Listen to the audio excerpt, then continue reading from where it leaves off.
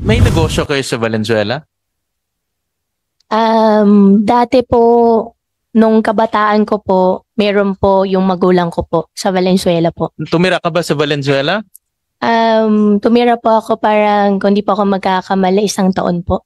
Okay, dito sa address na ito. 52 Tika 58. Numay, ay 58, opo. 58. And then, itong negosyo is QJJ Embroidery Center Incorporated.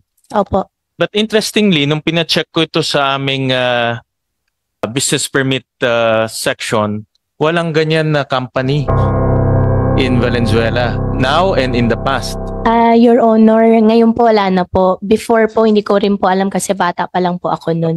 Itong address is exactly the same address kung saan isa sa mga kaibigan namin nakatira doon.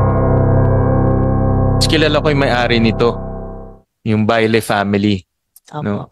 So, were you leasing with them? Ano bang relationship niyo with them? Your Honor, hindi ko na po alam kasi bata pa lang po ako. How old were you nung tumira ka doon? More or less. Hindi ko na po masyado maalala po, Your Honor. But do you know this family, yung Baile family? Hindi ko po Hindi niyo maalala alam. po. Opo. Oo. Hindi kayo umuupa doon sa kanila or? Hindi ko na po maalala po, Your Honor.